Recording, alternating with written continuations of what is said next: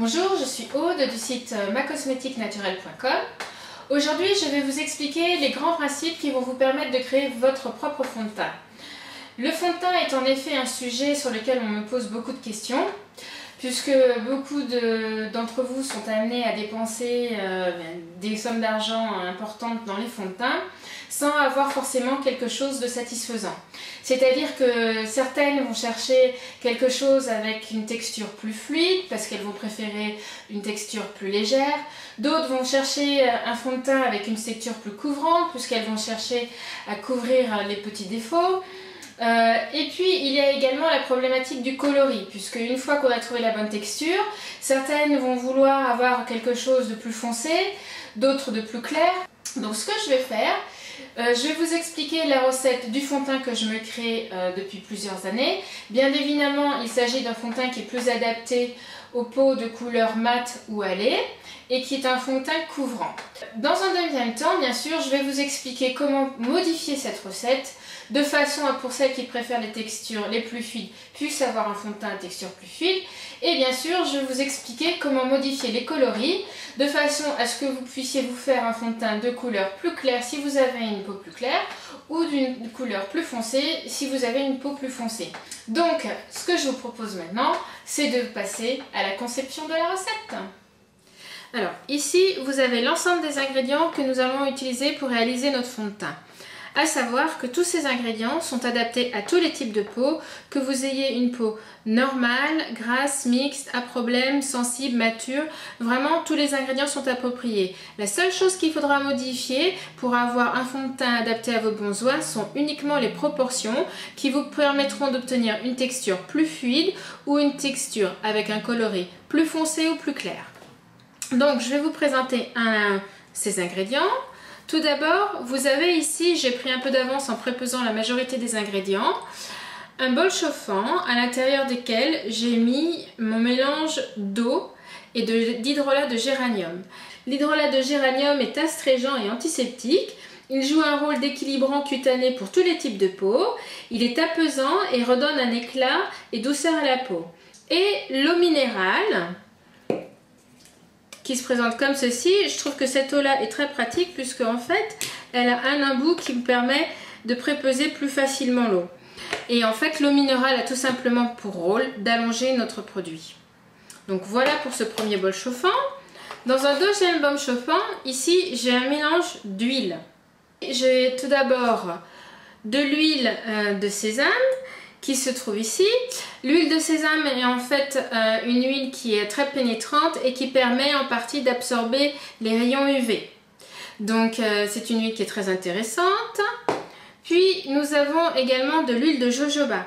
L'huile de jojoba est très intéressante, c'est une vraie merveille de la nature. Elle a un rôle de séborégulateur. Et puis elle permet également d'absorber une partie des rayons UV. Elle est cicatrisante, très pénétrante. Et elle a un rôle protecteur au niveau de la peau. Puis nous allons ajouter également dans ce bol chauffant de l'huile de sonnerie. Donc l'huile de sonnerie est très intéressante puisque elle a des propriétés raffermissantes, anti-rides. Elle joue également un rôle d'anti-radicaux libres. Et puis bien sûr, comme il s'agit de fond de teint, nous allons mettre également de l'huile de carotte. L'huile de carotte, elle est bien connue pour donner un joli teint à la peau. Et puis elle a également des vertus régénérantes et cicatrisantes. Donc voilà pour la partie des huiles.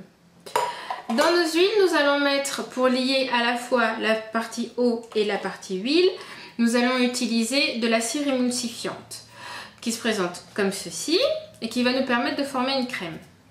Ensuite, on va utiliser de l'empâtage blanc qui se présente comme ceci.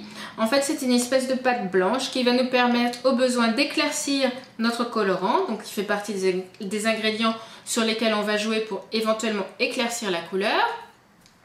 Et puis, nous allons utiliser aussi, pour teinter notre fond de teint, des oxydes minéraux qui se présentent comme ceci. Comme vous voyez, j'ai plusieurs couleurs. Je ne sais pas si on voit très bien ici, j'en ai 4 différentes. J'ai du jaune, j'ai du marron, j'ai également de l'ocre rose et puis j'ai une quatrième couleur qui se trouve sur cette partie-là, sur le haut du récipient, qui correspond à de la poudre de châtaignier, qui est également un élément qui est utilisé pour la création de produits de maquillage. Donc voilà un petit peu pour l'aspect coloration. Puis une fois que nous aurons obtenu notre crème teintée, nous allons utiliser un mélange d'oxyde de zinc et d'arrowroot. Donc ici vous avez les deux. L'arrowroot est en fait un ingrédient qui va nous permettre d'apporter de la consistance à notre fond de teint et donc de l'épaissir. Il a également des vertus purifiantes. Et puis nous avons également de l'oxyde de zinc qui est un ingrédient très utilisé dans les produits de maquillage puisqu'il permet également d'absorber une partie des rayons UV et qu'il a aussi des propriétés purifiantes. En fin de parcours, nous utiliserons de la vitamine E et qui nous permettront de conserver notre produit ainsi que de la naticide qui est un conservateur qui permet de conserver les crèmes. Au niveau des outils, c'est très simple. Comme vous le voyez sur la table, nous avons deux bols chauffants. Des petits pots qui sont en fait des petits pots récupérés de crème dessert. Un petit récipient qui m'a permis de prépeser la partie empâtage blanc. Puis nous avons également des cuillères de Zeus qui permettent de prépeser toute la partie des ingrédients qui vont nous permettre de teinter la crème et en faire un fond de teint. Nous avons ici une spatule qui va nous permettre de récupérer en fait la crème en fin de fabrication. Puis une pipette qui va nous permettre de transférer le fond de teint dans son flacon final, que voici.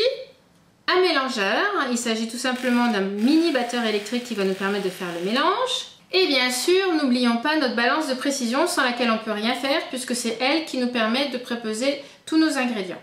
Et bien maintenant que nous avons vu la partie ingrédients et la partie outillage, je vous propose maintenant de passer à la recette. Ici, j'ai mes deux bols chauffants que je vais mettre en position 2. Ça va nous permettre d'y faire fondre la cire, comme vous le voyez que j'ai rajouté dans notre huile, et dans laquelle je vais rajouter l'empâtage blanc. Comme ceci. Donc là, une fois que j'ai rajouté mon empâtage blanc, je mélange le tout. Puis je vais rajouter mes colorants à ce mélange. Donc je vais mélanger les colorants qui se trouvent ici que je vous ai précédemment montré et je vais les rajouter progressivement. Donc ici je les mélange afin d'obtenir une constitution homogène que je vais ajouter dans mon bol chauffant qui contient mes huiles et ma cire émulsifiante. Je vais l'ajouter progressivement, comme ceci.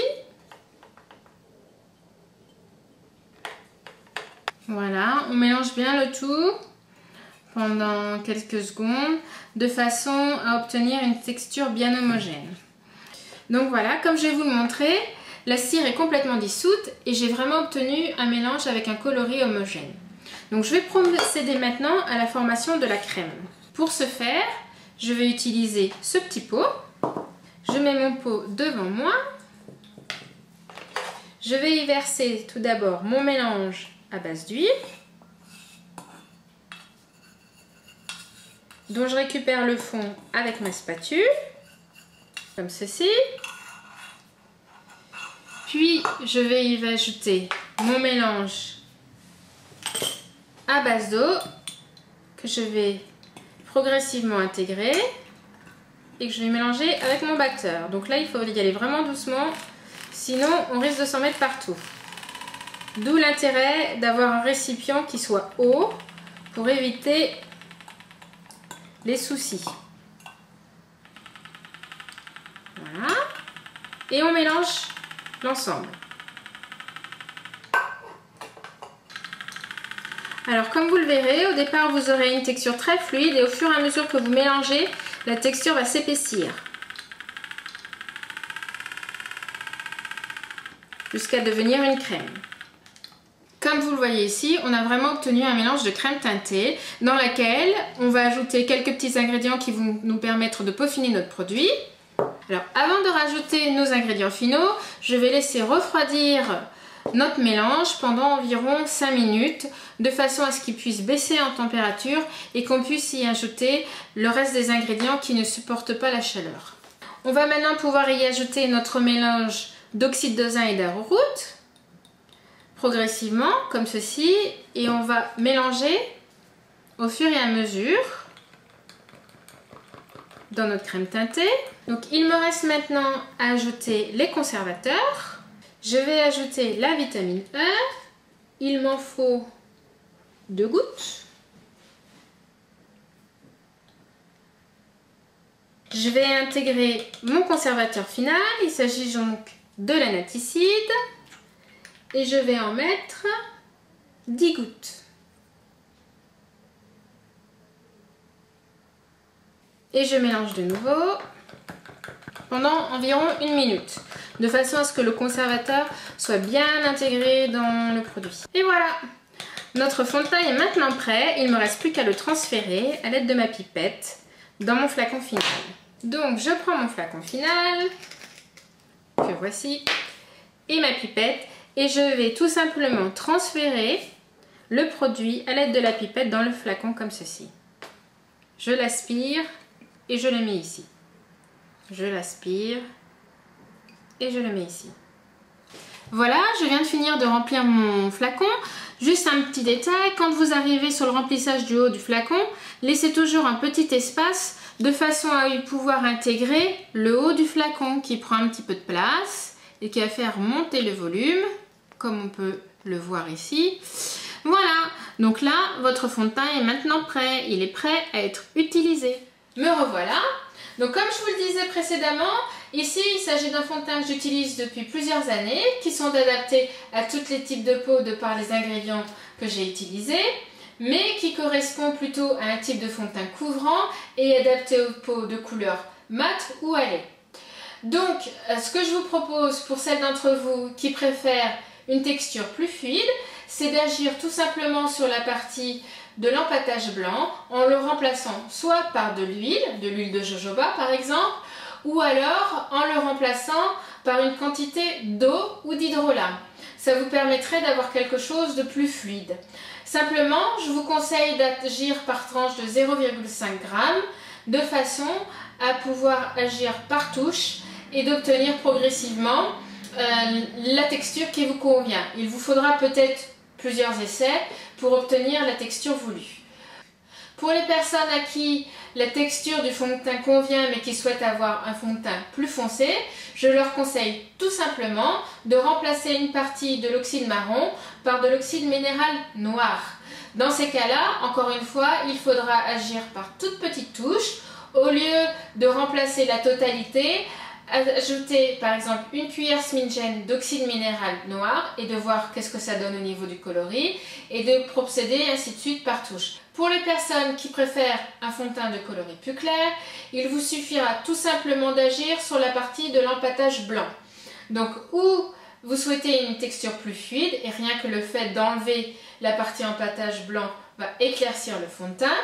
Vous souhaitez conserver en fait la texture couvrante du fond de teint, à ce moment-là, il vous faudra agir sur la partie des oxydes marrons, en enlevant un petit peu par exemple de la poudre de châtaignier qui a tendance à foncer le fond de teint. Là encore, il faudra vous procéder certainement à plusieurs essais de façon à obtenir la texture qui vous convient avec le coloris qui convient. Donc voilà, j'espère que toutes ces explications vous permettront de créer le produit qui vous convient. De toute façon, pour vous aider à la fabrication de votre fond de teint au moment de sa conception, ce que je vous conseille, c'est de télécharger ce document PDF qui se trouve en accompagnement de cette vidéo, qui est téléchargeable sur le site www.macosmeticnaturelle.com. Il reprendra toute la recette du fond de teint que vous venez de voir en vidéo, ainsi que des informations pratiques et utiles sur les endroits où vous procurez ces ingrédients. Il vous expliquera également la façon de pouvoir modifier cette recette de façon à l'adapter à vos propres besoins. Et puis bien sûr, il vous mentionnera les fournisseurs auprès desquels vous procurez tous les ingrédients et le matériel nécessaire à la réalisation de ce produit. Il ne me reste plus que maintenant qu'à vous souhaiter une bonne fin de journée, à vous remercier pour votre visite. Je vous dis au revoir et à bientôt!